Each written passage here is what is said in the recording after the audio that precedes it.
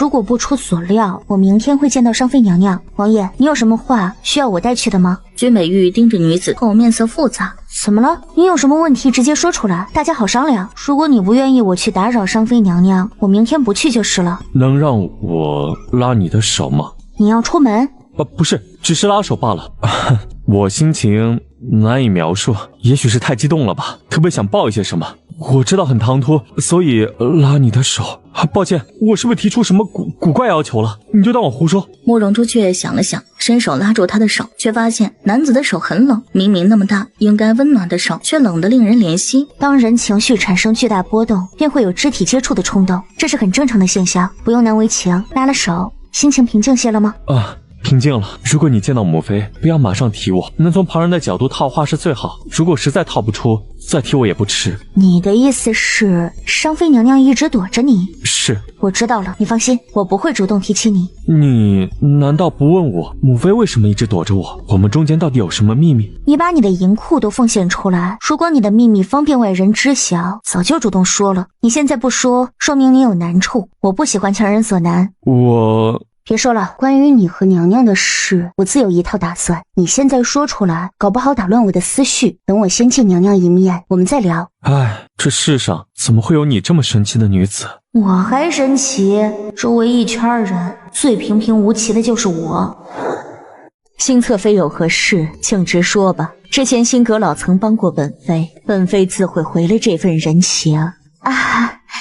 是这么回事，这位昌宁侯府少夫人慕容麻雀也曾帮过本宫。少夫人最大的愿望便是见您一面，请教经商之事，所以本宫不得已只能前来叨扰娘娘。以德报德，上侧妃大度，本宫可以理解。不过少夫人，有些话本妃需要说在前面。本妃虽擅长经商，却讲不出许多经验。之前前来学习的人不少，后来成事的却不多。本妃只能说尽力而为。没关系，只要商妃娘娘肯点拨就好。请问娘娘能不能介意不说话？有什么问题不能在这里问的？商妃娘娘见笑，您做生意之前会把点子公之于众吗？经商最重要的是商机，商机这么宝贵，怎么能公开呢？本宫这引路人已经完成任务，便准备功成身退了。少夫人，你可别忘了自己的承诺。多谢娘娘，您先回东宫等我，我请教完会第一时间回去，一会儿肯定让您满意，瞧好吧。新侧妃虽走，却留下了一名小宫女。什么问题？说吧。娘娘真是贵人多忘事，刚刚不是才说介意不说话吗？但新侧妃已经走了，我防的也不是新侧妃，而是所有人。本妃不习惯与人单独说话，你若是能在这里问就问，不能问就请回吧。外人都说娘娘是经商奇才，难道这般奇才还会做亏本的买卖？您让我进来可不是大发慈悲，而是还新阁老的人情。如果您满足我，这人情算是还了；如果就这么把我赶走，最后人情到底是还还是没还呢？说还了吧，我被赶走后一会儿肯定和新侧妃抱怨，人家新家帮了娘娘，娘娘就是这么回报的，这和没报恩有什么区别？但若说没还吧，娘娘您还开门让我们进来了，白折腾一趟，所以算来算去，这单生意赔了。随我来。好的，多谢商妃娘娘。慕容朱雀开开心心的跟着去了，还扭头对朱榴莲使了个眼神。主仆两人极其默契，朱榴莲瞬间就明白小姐是让她跟上，顺便守着门。进来之后，商妃的面色彻底板了下来，没有一丝善意。少夫人，说吧，是什么问题？娘娘，在下是奉潇湘上仙之命前来为娘娘提供帮助的。你什么意思？大胆民女，在这儿装神弄鬼！慕容朱雀二话不说，伸手探入左袖，紧接着一道闪电般刺眼的光芒闪过，刚刚还是古色古香的房间，一下子变成冷冰冰的白色房间，令人不寒而栗。你是妖怪！在下再说一次，在下是潇湘上仙门下首席弟子慕容朱雀，此次下凡为娘娘提供帮助。300年前，娘娘前辈曾帮过师尊一个忙，师尊见娘娘有难，特此让我下凡以作报恩。商妃面色惨白，双眼大睁，惊恐地看向周围陌生的环境，目瞪口呆的半天说不出话来。古代人没见过这个，应该会被震撼吧？会不会相信？管他的！商妃这人一看就是油盐不进的大酱种，和其掰扯道理只会浪费时间和精力，直接来硬的，搞不好还来宁死不屈这一套。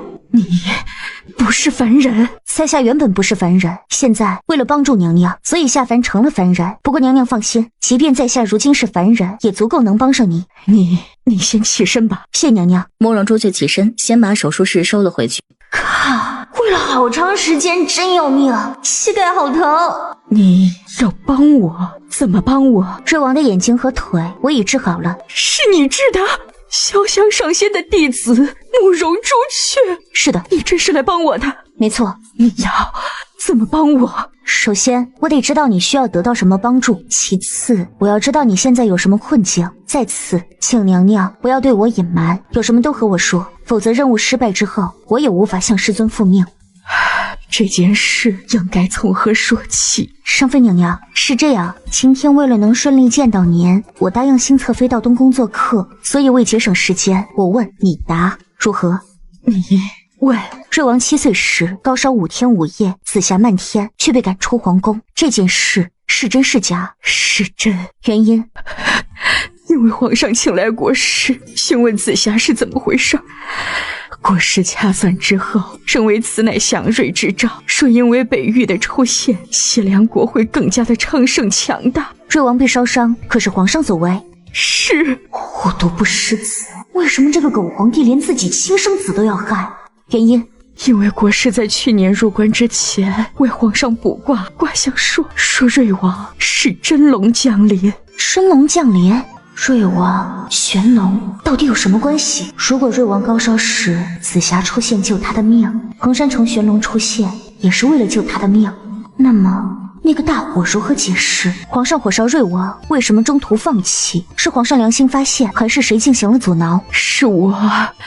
是我去求皇上，我劝皇上说，那么大的火，瑞王即便不被烧死也会烧残，才不会威胁皇上。恳请皇上念在我对皇上一片真心，以及曾经充盈国库的面子上，为瑞王留一句全尸。娘娘，玄龙和瑞王到底有什么关系？没有，北域不是龙族，他不是。从空间里掏出镇定剂，对着商妃的脖子就打了一针。几秒钟过去，刚刚还挣扎不已的商妃昏迷过去。无愧是瑞王的亲妈，无愧是硬骨头，已经很久没人让我这么手忙脚乱了。突然听见有敲门声，过去把门拉开，发现敲门的是朱榴莲。小姐，是这么回事，东宫派人来询问，快到午时，让小姐过去用膳。什么？东宫现在就来催了？哎呀，怎么办呀？我和商妃娘娘都没有聊几句呢。哎呀，什么？没聊几句？但刚刚得快有半个时辰了吧？小姐和娘娘在做什么呀？别提了，我进来没说几句话，就见娘娘打哈欠。我问娘娘是不是昨天没睡好，她说是的。我说要不然让娘娘在床上躺着和我聊，她同意了。事后脑袋沾枕头就睡着了。所以到底发生了什么？让开，我要进去看娘娘。让他们进来吧。得到命令，朱榴莲这才一个闪身让宫女们进来。见商妃娘娘一动不动，吓了一跳，但试探呼吸，却发现娘娘确实是在睡觉。昨天商妃娘娘没睡吗？回沈少夫人的话，娘娘最近休息确实不大好。既然娘娘睡着了，就让娘娘继续睡吧。正好我要去东宫做客，等回头娘娘什么时候身体康健，想召我入宫，让人送信到了昌宁侯府就行。如果娘娘睡不着，也可以召我入宫，毕竟娘娘见我就睡，搞不好下次见我还能睡。沈少夫人是安神堂转世吗？妾身见过太子殿下，给殿下请安。慕容朱雀也跟在其身后，屈膝见礼。这也不对劲儿啊！太子和九皇子兄弟感情好，九皇子来表白，太子不会不知道。既然亲弟弟喜欢，亲哥哥还会喜欢啊，这有点刺激啊！慕容姑娘怎么心事重重的样子？殿下的口吻为何这般熟稔自然？难道他们两人之间很熟？多谢殿下关心，没有心事重重。殿下是要在宫里用午膳吗？下午本宫要外出的，所以回来换套衣服，顺便用午膳，没打扰到你招待朋友吧？殿下说笑了，怎么会打扰呢？殿下午膳是准备自己用，还是一起用？一起吧，既然是你的朋友，那就一起招待吧。是，殿下。别说，这两口子还真配，都喜欢这么假惺惺的尬演，就不知道慕容嫣然怎么到场。真是的，就不能早点来？早点来也早点开工，干完活还想回去和瑞王说说商妃娘娘的事呢。说曹操，曹操到。慕容嫣然听说太子殿下中午突然回来，也急忙赶了过来。新主语对慕容朱雀使了个眼神，没问题，瞧好的，我准备开工干活了。因为新侧妃是主人，所以便同太子两人坐在了正位，俨然太子与太子妃一般。坐在下面的慕容嫣然气得暗暗扯着帕子，但脸上却笑容甜美，没再说话。只要不说话，能抓到我什么把柄？如果你们咄咄逼人，正好在殿下面前哭惨。